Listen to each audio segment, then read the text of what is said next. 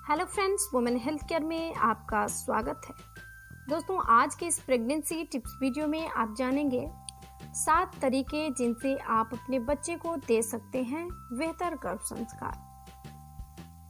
हम बात करने वाले हैं गर्भ संस्कार के बारे में। दोस्तों, गर्भ संस्कार यानी गर्भ में ही शिशु को संस्कार या ज्ञान देना। आधुनिकता की चकाचौंध में हम संस्कारों का महत्व भूलते जा रहे हैं। गर्भ संस्कार हिंदू धर्म के उन 16 संस्कारों में से एक है जिनके बारे में जानकारी होना हर व्यक्ति के लिए बेहद जरूरी है। मनुष्य का पहला संस्कार है गर्भ संस्कार और आखिरी संस्कार को हम अंतिम संस्कार के नाम से जानते हैं।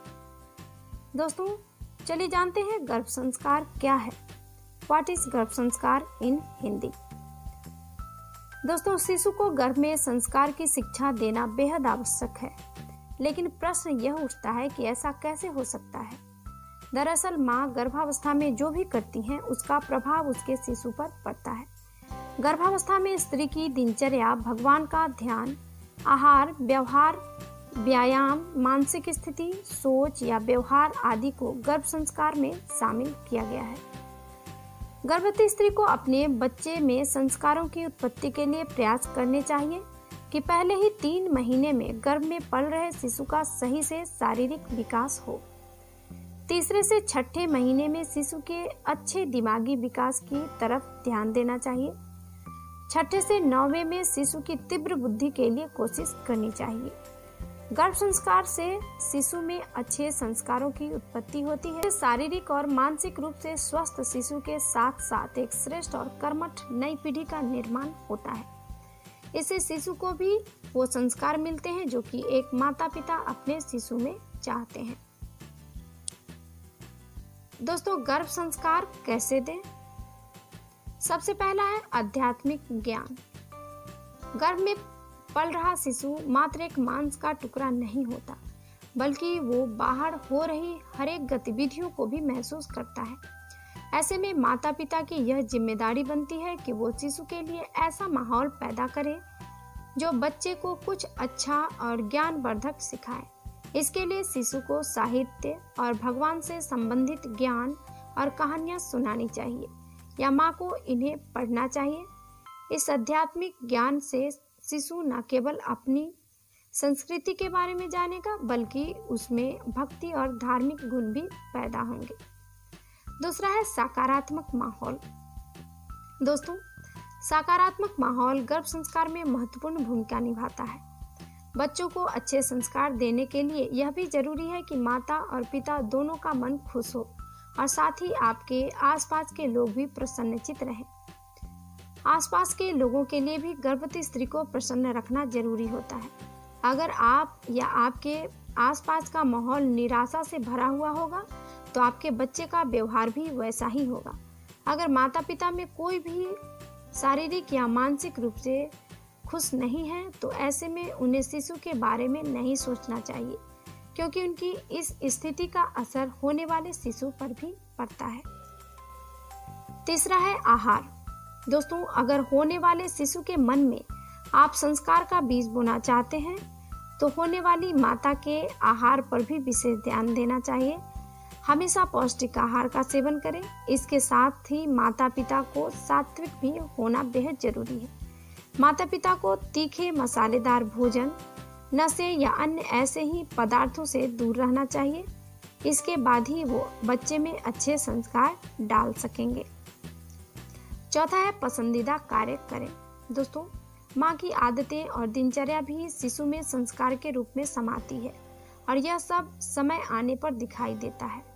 माँ इस समय जो भी सोचती हैं या सुनती हैं वो आने वाले समय में उस बच्चे को प्रभावित करता है। इसलिए हमेशा अच्छे विचार ही मन में लाएं, सकारात्मक सोचें और सकारात्मक विचारों वाली किताबें पढ़ें। कोई पसंदीदा फिल्म या कार्यक्रम देखें। ऐसे में गर्भ में पल रहे शिशु की सोच भी आपकी तरह ही होगी। 5वां है कुछ रचनात्मक कार्य करें। दोस्तों, गर्भावस्था के 4थे महीने में शिशु का दिमागी विकास होने लगता है और वो रचनात्मकता अपनी माँ से ग्रहण करता है। इसलिए गर्भावस्था में अपनी रुचि के अनुसार काम करें। इस दौरान कोई न कोई रचनात्मक कार्य अवश्य करें। जैसे सिलाई, बुनाई, कुकिंग, कविताएं लिखना, पेंटिंग आदि। इससे न केवल आप गर्भावस्था में तनाव मुक्त रहेंगी, बल्कि आपके शिशु का दिमाग का विकास भी होगा और वो अच्छे संस्कार भी पाएंगे। छठा है योग और अभ्यास। दोस्तों, गर्भावस्था में योग करने से होने वाला शिशु शारीरिक और मानसिक रूप से स्वस्थ पैदा होता है। इसके लिए योग या ध्यान करें, अपने आप को व्यस्त रखें। योग या अभ्यास करने से गर्भवती स्त्री को तनाव से मुक्ति मिलती है और वो खुश रहती हैं। जब माँ खुश रहेंगी तो गर्भ में शिशु भी खुश रहेगा। सातवां है संगीत। दोस्तों, शिशु में अच्छे संस्कारों के लिए संगीत भी आवश्यक है। गर्भधारण करने के कुछ समय के बाद से ही शिशु संगीत को समझने लगता है। ऐसे में अगर माता अच्छा संगीत, भगवान की आरती, भजन या मंत्रों को सुनती हैं और उनका जप करती हैं तो इसका प्रभाव भी शिशु पर पड़ता है। आठवां है शिशु से वार्तालाप करें। गर्भ में पल रहे शिशु के साथ जब माता पिता बातचीत करते हैं, उससे हर विचार बांटते हैं या प्यार से पेट को सहलाती हैं, तो यह सब शिशु को महसूस होता है। ऐसा करने से शिशु और माता का रिश्ता मजबूत होता है और साथ ही शिशु में बातचीत के गुण भी विकसित होते हैं। इससे शिशु का हृदय प्रेम और स्नेह से भरा रहेगा, जिससे वो सबसे प्रेम करेगा। दोस्तों, प्राचीन कथाओं के अनुसार महाभारत में कौरवों के चक्रव्यूह को भेदने वाले अभिमन्यु ने चक्रव्यूह को भेदना अपनी माँ के गर्भ में ही सीखा था। जब उनकी माँ अर्जुन को यह प्रक्रिया सुना रही थी, तब बीच में ही उनकी माँ सो गई और वो इस प्रक्रिया को पूरा नहीं सीख पाए। इसी बात से यह सिद्ध होता है कि शिशु माँ के गर्भ में ही बाहर होने वाली हर आवाज और गतिविधि को भी सुन सकता है और समझ भी सकता है। यह भी माना जाता है कि बांसुरी, वीणा, अन्य साजों या वेदों की आवाज गर्भ में पल रहे शिशु के विकास में सहायक होता है। तो दोस्तों, ये थी गर्भ संस्कार से जुड़ी कुछ इम्पोर्टेंट बातें। दोस्तों, उम्मीद है वीडियो अच्छी लगी होगी। वीडियो अच्छी लगे तो लाइक जरूर कीजिए। चैनल पर नए हैं तो चैनल को सब्सक्राइब कर लीजिए और अपने दोस्तों से भी शेयर कर लीजिए। धन्यवाद दोस्तों।